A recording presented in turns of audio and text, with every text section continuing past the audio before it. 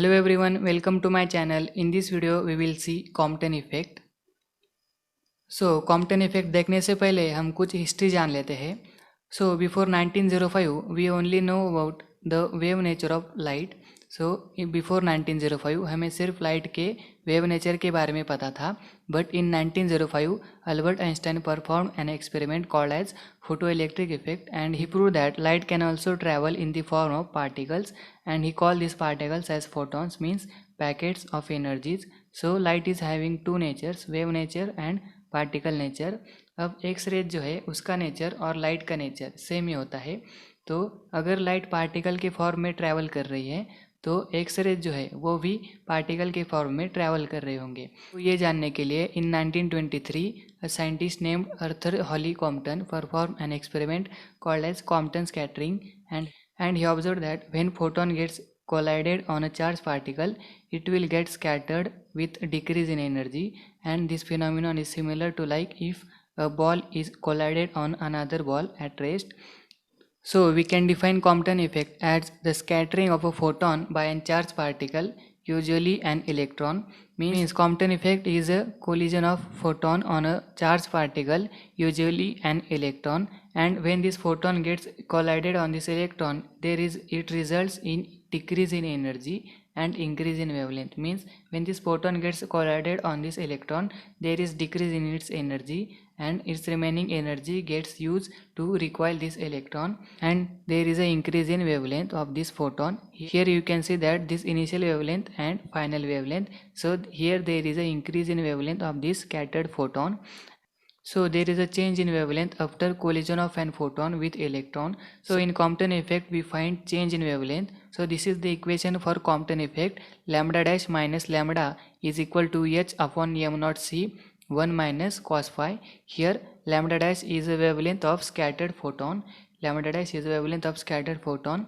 Lambda is a wavelength of incident photon. This h is a Planck's constant. M naught is rest mass of electron. This c is a velocity of light, and this phi, this angle. Here the change in wavelength of this photon is depends on this angle phi. So this is the equation for Compton effect. Lambda dash minus lambda equal to h upon m naught c 1 minus cos phi. So we will now derive this equation mathematically. So here let's consider the initial momentum of this photon before collision is p naught, and after collision this momentum gets changes and it will be here p1, and this momentum is p naught. So according to law of conservation of momentum, initial and final momentum remains same. So this is the initial momentum of this photon, and these two are the final momentum. So we have to add these momentums, but this momentum get resolved into two components along x-axis and along y-axis. So in this diagram you can see that this momentum is resolved into x-axis and y-axis components. So along x-axis it has momentum p1 cos phi, and along y-axis the momentum gets resolved into p1 sin phi, and for this angle momentum gets resolved into p sin theta and p cos theta. So these are the two components along x and y axis. So we have to add these two. So let's consider. So by law of conservation of momentum, by law of conservation of momentum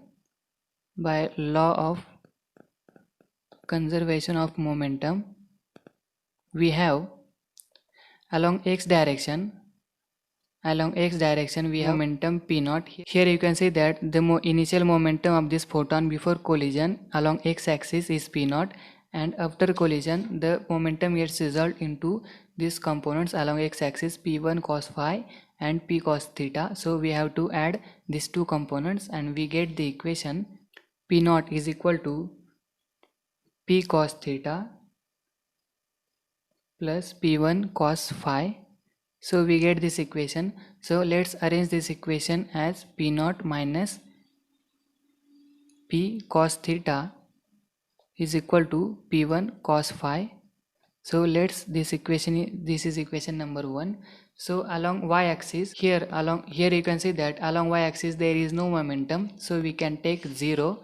Along y-axis you can take initial momentum at 0, and after collision the momentum gets resolved into p1 sin phi and p sin phi. So these both are in opposite direction. So we get 0 is equal to p1 sin phi, p1 sin phi minus p sin theta. So we can arrange this equation as p1 sin phi is equal to p sin theta. So this is equation number 2.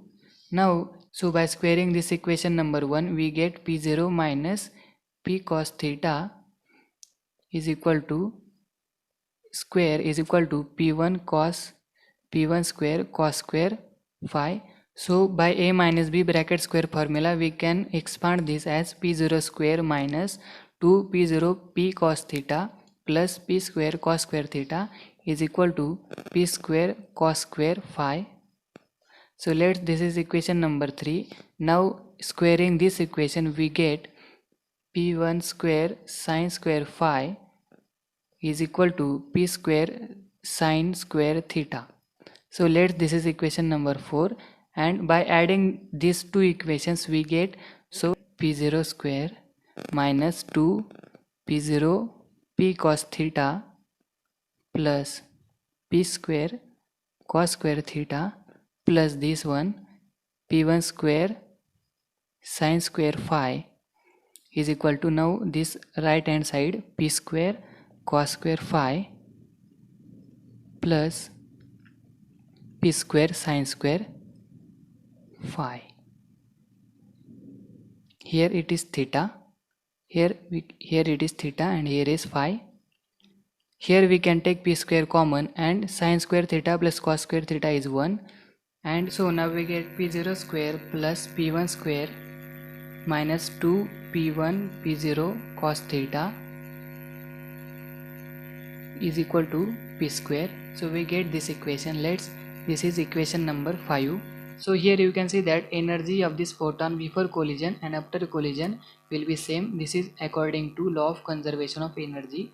So let's consider this incident photon has energy E0, and after collision it will have energy E1. Here scattered photon has energy E1, and this is, let's consider this energy of this scattered electron as k.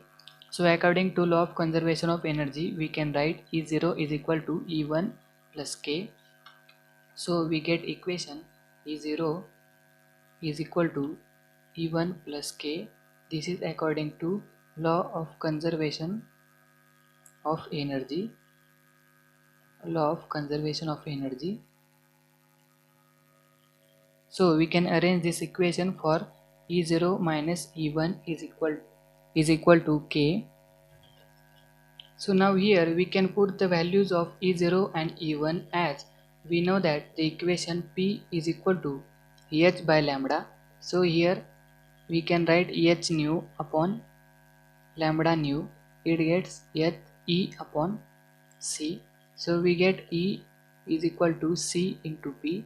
So for E0 we have C into P0, and for E1 we have C into P1. So we can put these both values in this equation, and we get C P0 minus C P1 is equal to K, and we can take C as common, and we can write C into P0 minus P1 is equal to K, and here P0 minus P1 is equal to K by C. Let's consider this is equation number 6. Now we also have energy equation as E square is equal to P square C square plus M naught square C raised to 4. So we have this equation.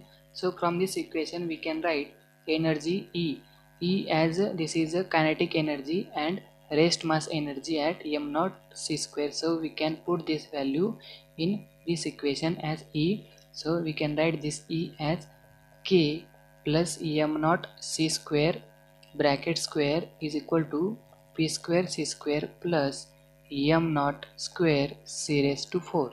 So by A plus B bracket square we can expand this as K square plus 2 M naught C square K plus M naught square C raised to 4 is equal to P square C square plus M naught square C raised to 4. So here m naught square c raised to 4 and m naught square c raised to 4 gets cancelled, and we have k square plus 2k m naught c square is equal to p square c square. So we can divide these both equations by c square. So we get k square divided by c square plus 2k m naught is equal to p square. Now we have the value of p square. We have derived the equation for p square as p square is equal to p0 square plus p1 square minus 2p1 p0 cos theta. So we can put this value in this equation and we get, here we can write it as k by c whole square plus 2k m naught, and put the value of p square from previous equation, and we can write p0 square plus p1 square minus 2p1 p0 cos phi. So we got this equation. Now we have the value of this k by c as we have derived the equation for k by c as k by c is equal to p0 minus p1. So we can put this value of k by c in this equation and we get p0 minus p1 bracket square plus 2k m naught is equal to p0 square plus p1 square minus 2p1 p0 cos phi. So again by a minus b bracket square we can expand this as p0 square minus p0 square plus p1 square minus 2p1 p0 plus 2c p0 minus p1 is equal to p0 square plus p1 square minus 2p1 p0 cos phi. So here p0 square cancel, p1 square cancel. Now the remaining equations we can write p1 p0 plus 2c p0 minus p1 is equal to minus 2 p1 p0 cos phi. So we get this equation.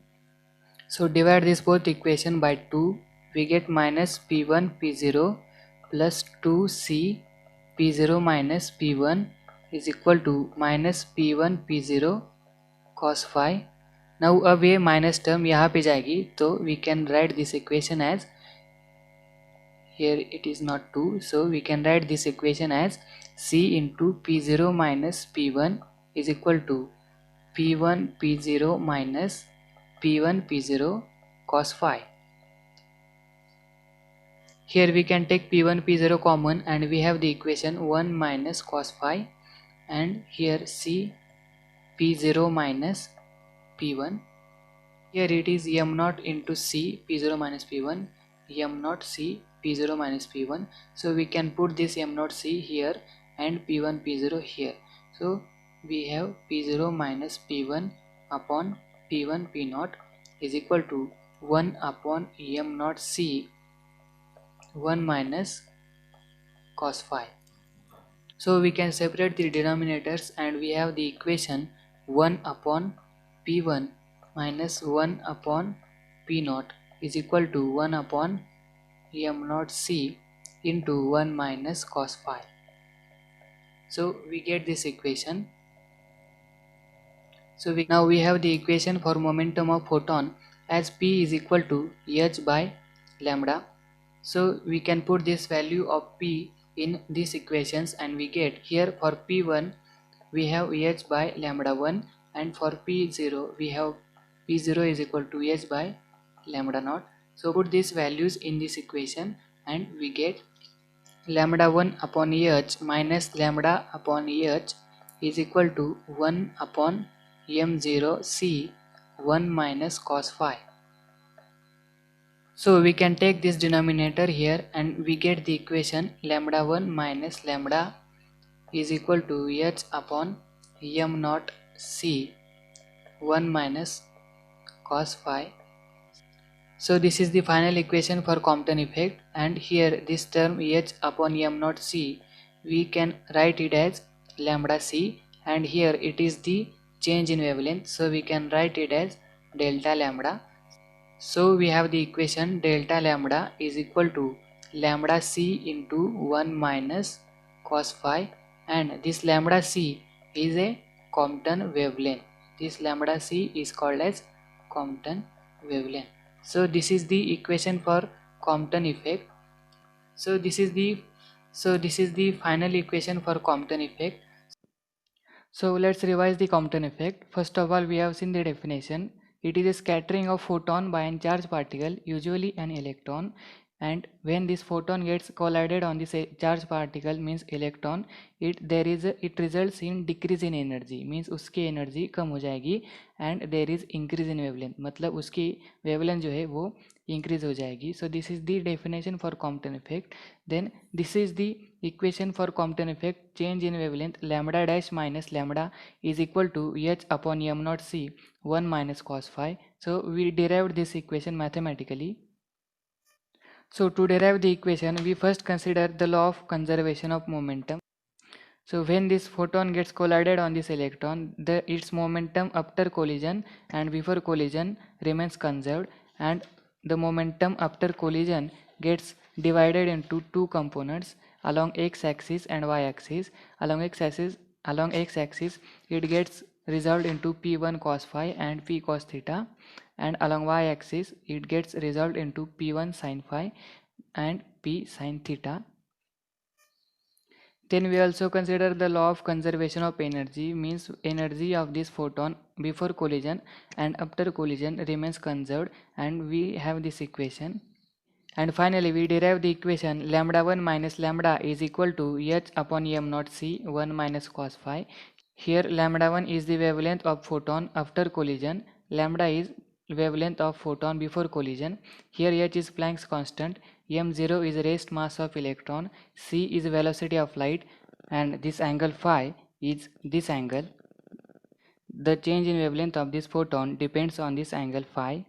So this is all about Compton effect. I hope you have learned something new from this video. If so, make sure to subscribe to my channel. Thank you.